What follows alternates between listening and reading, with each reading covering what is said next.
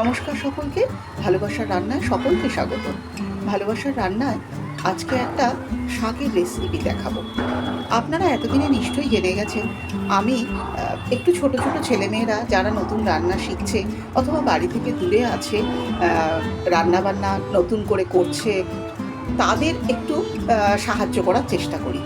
অনেক খাবারই আমরা বাড়িতে বড়রা তৈরি করে দেন, সেগুলো ছোটরা খেয়ে থাকে, কিন্তু হয়তো নিজেরা জানি না কিভাবে করতে হবে। তাই আমি সেরকমই একটা রেসিপি, কলমি শাক, অত্যন্ত পরিচিত এই কলমি শাক আজকাল বাজারে শাক কেটেও বিক্রি হয়, সেই জন্যই এই শাকের রেসিপিটা দেখাচ্ছি। আমি এখানে নিজের মতো করে কেটে নিয়েছি। খুব যে ছোট ছোট করে মিহি কাটতে হবে তার কোনো মানে নেই। এই শাকটা এত টেস্টি, যেমন খুশি তুমি কেটে রান্না করতে পারো, ভাজা করবে তাতে খুব ভালো লাগে।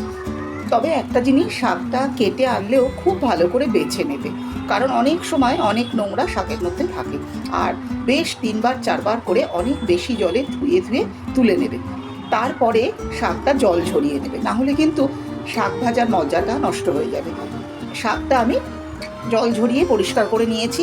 এই শাক ভাজাটা করার জন্য বিশেষ কিছুই লাগে না, খুব সামান্য উপকরণ। আমি এখানে একটা মিডিয়াম সাইজের পেঁয়াজ নিয়েছি, 6-7টা রসুন কুচি করে নিয়েছি, আর 3টে শুকনো লঙ্কা ছিঁড়ে নিয়েছি দেবো। তো এখানে কেউ যদি পেঁয়াজ রসুন না খাও, তারা কিন্তু শুধু একটু জিরে ফোড়ন দিয়েও ভেজে নিতে পারো, আর শুকনো লঙ্কা না খেলে কাঁচা লঙ্কা দেবে। এই শাকের বিষয়ে কোনো বাধ্যবাধকতা নেই, যেমন খুশি ভাজা করবে তাতেই সুন্দর লাগবে খেতে। অনেকে এই শাক শুধু রসুন দিয়ে ভাজা খান, সেক্ষেত্রে তারা যদি কেউ ভালোবাসো রসুনটা একটু বেশি দেবে। সাধারণত শীতকালে রসুনটা বেশি খাওয়া যায়, গরমের দিনে তো গরম রসুন। তো এইভাবে তোমরা যদি তৈরি করো, দেখবে ভীষণ সুন্দর খেতে।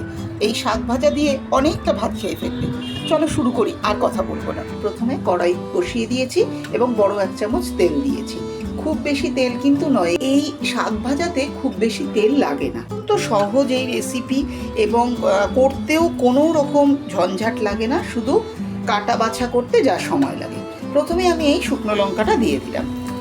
এখানে কেউ যদি কাঁচা লঙ্কা খাও, শুকনো লঙ্কা না খাও, কাঁচা লঙ্কাই দেবে, কোনো অসুবিধে নেই। এর সঙ্গে রসুন কুচিটা দিয়ে দিলাম। যখন এই রসুন আর শুকনো লঙ্কাটা ভাজা হবে, তখনই খুব সুন্দর একটা গন্ধ বেরোবে। এবার পেঁয়াজটা দিয়ে দিলাম। গ্যাসটা কিন্তু আমি বাড়িয়েই রেখেছি। এখানে এই শাকের মধ্যে কলমি শাকের যে শক্ত ডাঁটার অংশটা দিইনি, আমি নরম অংশটা আর পাতাগুলো দিয়েছি। পেঁয়াজটা মোটামুটি ভাজা হয়ে গেছে, গ্যাসটা কিন্তু আমার বাড়ানোই আছে। এবার এর ওপরে আমি এই শাকগুলো দিয়ে দেবো। শাকগুলো কিন্তু জল ঝরিয়ে রেখেছি। প্রথমে শাক অনেকটা থাকে, একটু নাড়াচাড়া করলেই দেখবে কমে যাবে। এরপরে গ্যাসটাকে মিডিয়াম করে দেবো। এই শাক রান্নাতে কিছুই দিতে হয় না, শুধু নুন আর হলুদ। হলুদটাও এমন দেবে না যাতে হলুদের গন্ধ হয়, আর নুনটা একটু পরে দেবে, কারণ শাক কতটা কমে যাচ্ছে সেটা দেখে নুন দেবে। তো শাকটা কত কমে গেছে, 1 কড়া ভর্তি ছিল শাকটা। আমরা জল ভরিয়ে দিলেও শাকের নিজে জল থাকে। এবং গ্যাসের আঁচটা আমি কমিয়ে দিয়েছি। এখন এই ছোট ছোট নরম যে ডালগুলো, সেগুলো সেদ্ধ হবে বলে এবার একটু ঢেকে দেব। মাঝে মধ্যে ঢেকে এই 30-40 সেকেন্ড ঢেকে আবার খুলে আবার নাড়াচাড়া করে দেব। দেখো, 2বার আমি চাপা দিয়ে রেখেছিলাম, ব্যাস 2বার চাপা দেওয়াতেই এটা পুরো নরম হয়ে গেল। কিন্তু তোমরা বেশিক্ষণ চাপা দিয়ে রেখো না।